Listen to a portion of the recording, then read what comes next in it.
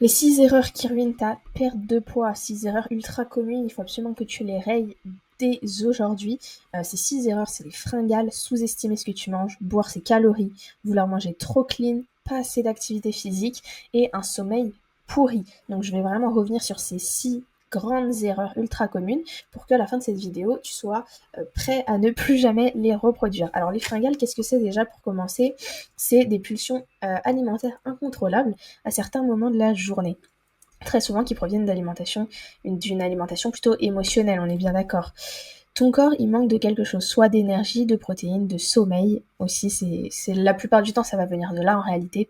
Ton aliment est trop restrictif, trop frustrante, ou alors juste tu t'ennuies, tout simplement, tu n'as rien à faire, tu es chez toi et la tentation est beaucoup plus grande. Ça c'est vraiment pour les fringales. Maintenant, comment ne plus en avoir? Alors la règle des 10 minutes, c'est la règle de se dire, ok, là j'ai envie d'avoir une fringale. Ce que je vais faire, c'est que je vais attendre 10 minutes. Si dans 10 minutes j'ai toujours envie de manger, je mange. Et en fait, tu vas me dire, bah c'est trop bizarre, du coup je vais quand même manger, je vais juste le décaler à 10 minutes. Mais la réalité, elle est tout autre, c'est que dans 10 minutes, tu auras pris le temps de t'occuper avec quelque chose, de faire quelque chose d'autre, ok? Et au final, dans 10 minutes, tu auras oublié et tu ne vas pas avoir de fringales. C'est tout bête, hein, mais cette règle, elle marche vraiment bien. Donc je te conseille de la tester si tu l'as pas encore fait. Ensuite, craque intelligemment. Et oui, bah du coup, t'as bien évidemment l'alimentation émotionnelle, on va pouvoir se tourner plutôt vers de l'alimentation industrielle, vers des gâteaux, du chocolat, ce genre de choses. Quitte à craquer, autant craquer intelligemment, partir sur un fruit que t'aimes bien, partir sur voilà, un aliment que tu aimes mais qui est beaucoup moins calorique, qui a beaucoup plus de volume alimentaire. Euh, et du coup le faire beaucoup plus intelligemment. C'est-à-dire que tu t'empêches pas de manger, mais par contre tu fais un choix qui est plus smart pour toi. Prends un moment pour toi, donc je te l'ai dit, ça vient souvent de l'ennui, donc ce qui est intéressant, ça va être de t'occuper avec quelque chose que tu aimes bien, une activité que tu aimes bien. Pareil, occupe-toi l'esprit, c'est exactement la même chose, pour te recentrer. Ok, et remplacer un petit peu cette envie que tu as sur le moment avec quelque chose d'autre. Et enfin, planifier un encas stratégique dans ta diète. Si tu vois que tu as toujours faim à 16 heures, au lieu de torturer l'esprit toujours à 16 heures à résister, bah simplement adapte et mets-toi un encas, une collation à 16 heures qui rentre dans ton plan alimentaire, dans ta stratégie, tout simplement. Des exemples, bah, si à 17 heures tu as toujours une envie de sucre, ajoute une collation sucrée dans ta diète. N'achète pas de Kinder si tu sais que tu ne sais pas t'arrêter. Achète des compotes, par exemple. Bah, c'est simple, si t'as des fringales et que t'as envie de Kinder, mais que t'as pas de Kinder chez toi, je suis prête à parier que tu ne vas pas aller au magasin simplement pour acheter des Kinder et faire ta fringale. Tu vas juste te dire, bon bah j'ai pas de Kinder, et bah tant pis, j'en mange pas. Et c'est bête, hein, mais si t'as pas ce qu'il faut chez toi, tu peux juste pas avoir de fringales. Et ça, honnêtement, c'est extrêmement puissant. Donc si t'as le, la possibilité de ne pas du tout avoir ce type d'aliment chez toi, ça reste l'idéal parce que tu ne peux juste pas craquer. Et du coup, tu peux acheter bien évidemment d'autres choses, des compotes, des fruits, ce genre de choses. Les erreurs à éviter, ça va être de se juger. Et parce qu'on a tous envie d'avoir des fringales de temps en temps, si notre sommeil n'est pas optimal ou autre, il peut y avoir des raisons à ça, et il faut pas se juger. Si jamais ça t'est arrivé, on oublie, on ne reproduira pas cette erreur, on essaiera d'être plus intelligent les prochaines fois, de mettre en place une stratégie pour éviter ça, et on ne se juge pas, ça ne sert à rien. Manger des snacks light toute la journée, alors ça peut souvent passer inaperçu. Tu grignotes un petit peu par-ci par-là, mais c'est rien, c'est des amandes, c'est des fruits, c'est des choses comme ça, donc tu te prends pas trop la tête, sauf que les amandes par exemple, ça se grignote très bien, c'est extrêmement calorique aussi. D'accord, c'est pas parce que c'est sain que c'est pas calorique. Pareil, les fruits, bah ça s'additionne, tout ça. Donc en fait, souvent t'as l'impression que tu manges bien, tu manges sainement, tu manges équilibré, mais en fait à la fin de la journée, t'as un total calorique qui est beaucoup plus élevé que ce qui devrait être. Donc ça, il faut vraiment faire attention. Et ensuite, compenser. Donc si t'as une fringale, après tu compenses excessivement. Le risque de faire ça, c'est que tu manges pas pendant un moment et après bah tu vas te retrouver affamé dans quelques jours et tu vas re-avoir une autre fringale, donc c'est juste le cercle vicieux. C'est pour ça qu'il faut simplement ne plus y penser, reprendre sa routine habituelle et éviter de reproduire l'erreur. Deuxième erreur, sous-estimer ce que tu manges. Donc tu manges sain mais les portions explosent, donc je t'en ai parlé, les amandes, les huiles, les smoothies, tout ça ça monte très vite et il faut arrêter parce que les calories, elles-ci, sont des calories quand même. Donc évidemment, c'est plus sain pour ton corps, d'accord? Mais tu peux quand même prendre du poids. Les calories, c'est des calories. Donc c'est pour ça qu'il faut vraiment faire cette séparation. Et si tu as trop d'huile, par exemple, je te dis quelque chose de tout bête, 5 grammes d'huile, ça fait 45 calories, 10 grammes d'huile, ça fait 90 calories. La différence est juste énorme et en fait, toi, tu t'en rends même pas compte quand tu mets ça dans tes pâtes pour ne pas qu'elles collent ou pour ton poulet pour qu'il cuise. Voilà, donc ça, c'est vraiment des calories qu'on voit pas passer, mais qui sont vraiment là et qui peuvent flinguer réellement ton déficit et ça, tu ne t'en rendras pas du tout compte. Donc comment arrêter? Il y a la méthode de la main pour doser, notamment si tu ne comptes pas les calories ou autres, ça peut être intéressant. Les légumes en général, c'est vraiment des poignées comme ça. Des fruits, ça va être juste une poignée. Le poisson en général, tu peux prendre la main. La viande plutôt la paume. Oléagineux seulement le creux. Le beurre, c'est vraiment un doigt. Et le fromage, un pouce. C'est vraiment très bateau comme repère, mais disons que c'est un bon repère pour démarrer et pour se rendre compte un petit peu des quantités et de l'impact que ça peut avoir à la fin de notre journée sur le total calorique. Donc pour arrêter, pèse pour te rendre compte. Juste pèse. Si tu le fais pas déjà aujourd'hui, il faut que tu pèses pour te rendre compte et que tu aies vraiment conscience que peut-être tu manges beaucoup trop, peut-être que tu manges trop peu aussi. Exemple, 4 poignées d'amandes, 2 cuillères à soupe d'huile d'olive plus un smoothie à 300 calories. C'est plus de 1000 calories quasi invisibles parce que ça, c'est pas des choses qui vont te rassasier ou qui vont te marquer dans ta journée. Pourtant, c'est bien 1000 calories quand même. Donc attention à ça. Les petites erreurs à éviter, ça va être de saupoudrer de graines ou de parmesan un petit peu partout. Prendre 5 snacks healthy par jour. Je compte pas, c'est naturel ou c'est healthy, donc c'est safe. Non, tu l'as compris, ça c'est des erreurs. Ensuite, boire ses calories. Les jus, les végétaux, smoothie, cappuccino, alcool. Pourquoi? Parce qu'en fait, le fait de ne pas mastiquer et de boire ses calories, tu t'en rends bien compte. Tu peux boire ultra rapidement, t'as rien à mastiquer, ça passe tout dans l'estomac et y a beaucoup moins de satiété en fait. La satiété vient énormément de la mastication, des textures, et lorsque tu bois, tu n'as pas ça. Et donc c'est très mauvais dans une perte de poids parce que dans une perte de poids, t'es en déficit calorique, et ce que t'as envie, c'est pas d'avoir faim, c'est d'être rassasié. Et le problème de boire ces calories comme ça, c'est que tu vas consommer des calories sans que ça t'apporte de la satiété. Et ça, c'est un problème, mine de rien, dans une perte de poids. C'est aussi du sucre liquide, souvent, tout ce qui est smoothie, etc. Et donc, ça peut amener plus de fringales ou une énergie en dents de scie. Donc, attention à ça. Comment arrêter? Ça va être de boire de l'eau, du café, du thé sans sucre en termes de boisson. Si t'es quelqu'un qui aime bien comme consommer des boissons, de l'eau, j'espère que t'en bois déjà. Mais voilà, café, thé sans sucre, tisane, c'est intéressant. Si tu veux un smoothie, c'est très bon les smoothies, c'est une très bonne source de fruits, de vitamines. Y a pas de souci, mais par contre, faut juste le compter parce qu'on a tendance à tout ce qu'on boit ne pas le compter dans les calories ou autres. Donc juste compte-le, c'est ok. Et comme repas, comme snack ou même comme dessert, et y a pas de souci. Exemple, un smoothie du commerce, c'est facilement 600 calories quand même, mine de rien. Donc finalement, avec un smoothie, tu vas avoir le nombre de calories que tu peux avoir dans un cheeseburger du McDo. Donc c'est là que tu te rends compte un petit peu, ok, à choisir, est-ce que j'ai envie de mettre 600 calories dans un smoothie ou dans un burger? Je ne sais pas, toi, mais moi, j'irais plutôt sur quelque chose quand même d'un petit peu plus rassasiant, comme un burger si je dois choisir.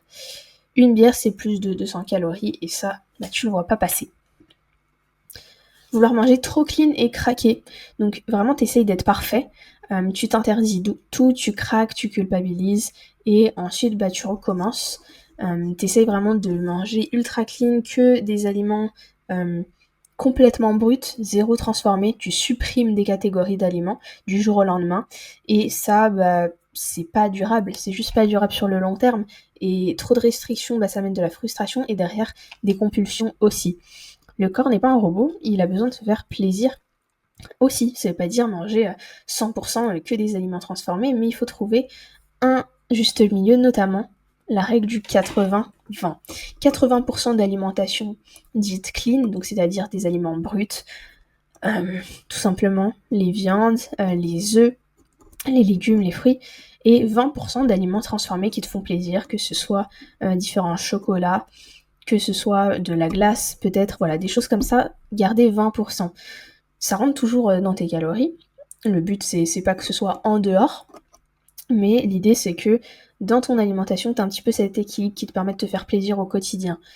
Et de ne pas être frustré, de finir par faire un énorme cheat meal un jour. Les cheat meals, c'est encore autre chose, mais c'est très mauvais, je trouve, de fonctionner comme être vraiment impeccable toute la semaine et s'autoriser un cheat meal le week-end. Psychologiquement, je trouve pas ça fou, et en plus, ça peut ruiner ton déficit. Enfin, c'est pour ça que je préfère que tu aies un équilibre durant la semaine et que tu pas besoin de te ruer sur quelque chose le week-end tellement que tu seras frustré pendant la semaine. Donc, gère ta diète sur la semaine, pas la journée. Ose inclure une pizza ou un carré de chocolat sans culpabilité. D'accord, ça peut totalement entrer dans son alimentation. Des exemples, intégrer du chocolat chaque soir. 2 carrés avec un thé, c'est un bon plaisir cadré, c'est facile à intégrer dans son total. Prendre un plat plaisir avec des ajustements simples, des pâtes à la bolognaise maison avec de la viande 5%, un petit peu de parmesan. C'est super bon, et ça peut être extrêmement bon pour avoir tes protéines, tes bons lipides, tes glucides, c'est nickel. Planifier un resto le samedi et adapter un petit peu le reste de la journée sans se priver. Pas de saut de repas, juste équilibrer le tout. Et à éviter, j'ai craqué, donc j'ai tout foutu en l'air, et là, tu vas dégringoler et tu vas empirer la situation. Vouloir être à 0 sucre, aucun intérêt à supprimer les sucres, enlève-toi ça de la tête. Diète trop rigide, c'est un effet yo-yo garanti. Si t'as déjà eu des effets yo-yo par le passé, tu peux être sûr que c'était dû à une diète juste trop rigide, qui a fait qu'à un moment t'as craqué. Maintenant, une autre erreur, c'est de pas te faire d'activité physique en dehors de l'entraînement. Le problème, en fait, c'est que si tu t'entraînes, imaginons 3 fois par semaine, mais que t'es assis 10 heures par jour, tu vas avoir une dépense très faible. Et donc, pour perdre du poids, il va falloir que tu aies des calories très basses. Et c'est assez compliqué psychologiquement. Donc, si ton TDE, donc qui est ta dépense totale, reste bas, et que ton NEAT est également bas, donc NEAT, c'est par exemple la marche, les activités qui sont en dehors du sport sont bas, et ta dépense est très basse, et du coup, ça va être difficile de perdre du poids sur le long terme. Maintenant, comment arrêter ? Te fixer un nombre de pas quotidien, tout simplement, pour augmenter ta dépense par ce levier-là. Essayer de bouger régulièrement, travailler debout si c'est possible. Voilà, c'est tout bête, mais c'est quand même vachement bénéfique. Donc 8-10 000 pas par jour, prendre plus les escaliers, te garer plus loin, bureau debout, si tu prends ces habitudes-là, ça peut être vraiment très bénéfique pour perdre du poids plus facilement.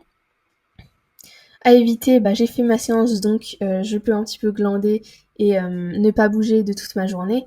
Il faut vraiment séparer les séances de muscu de l'activité un peu quotidienne. Les séances de muscu ont un but très précis qui est de te muscler. Non, sans blague. Et le but n'est pas forcément d'augmenter énormément ta dépense sur la journée. Parce que la muscu dépense pas tant de calories que ça. D'accord ?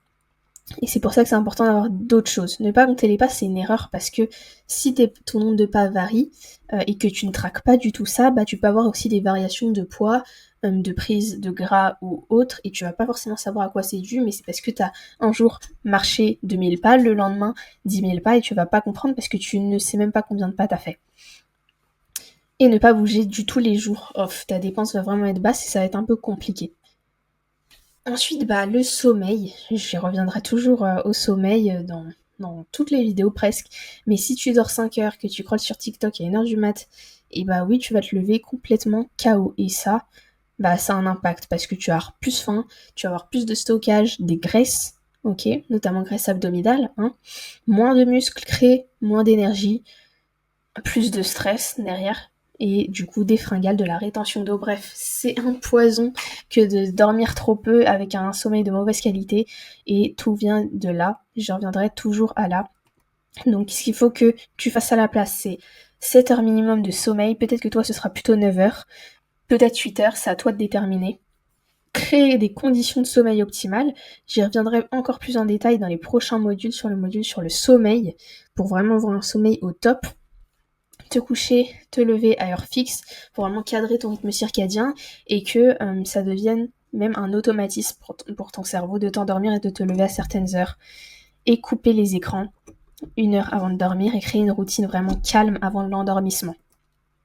Exemple, 8 heures de sommeil, par exemple 22h, 6h. Une routine pré-dodo, donc pas d'écran ou de grosses lumières, une douche chaude, des étirements, de la méditation, de la lecture, ça c'est une routine juste impeccable. Zéro lumière dans la chambre, attention vraiment à toutes les petites lumières qui peuvent être dans ta chambre, tu ne t'en rends pas compte, mais ça perturbe ton sommeil. Une pièce à environ 18 degrés et un réveil intelligent, donc un réveil qui va te réveiller en fonction de ton cycle de sommeil. Ça c'est l'idéal, je te conseille d'installer Sleep Cycle, l'application, qui fait que ça va pas te réveiller à une heure fixe, mais tu vas mettre une tranche horaire et ça va te réveiller au moment le plus important, donc de préférence pas quand tu seras dans un sommeil ultra profond et où le réveil est très compliqué à ce moment-là. Donc à éviter, c'est de ne pas prioriser le sommeil, c'est la base de tout et ça peut bloquer ta transformation physique, mais pour de vrai. Se coucher et se lever à des heures différentes le week-end et de se dérégler complètement de la semaine parce qu'à chaque fois tu repars à zéro et ton rythme circadien se dérègle et doit se régler et ça toutes les semaines et c'est beaucoup trop. Se coucher juste après avoir scrollé, c'est extrêmement mauvais. Je pense que tu le sais, mais je suis obligée de te le rappeler, que ce soit pour les lumières bleues ou même ton cerveau qui est complètement surstimulé par ça et qui doit d'un coup se calmer, alors qu'il y a 2 secondes, tu étais bombardé d'informations toutes les 2 secondes. Et dormir les stores levés, énorme erreur, même si tu sens que ça t'affecte pas, la réalité c'est que ton sommeil sera beaucoup moins profond comme ça. Et puis j'en ai terminé avec ces 6 erreurs, vraiment les 6 erreurs de base. Essaye de les éliminer dès aujourd'hui au maximum, parce que c'est vraiment ça qui peut avoir un énorme impact sur ta transformation physique. Et puis moi je te dis à très bientôt.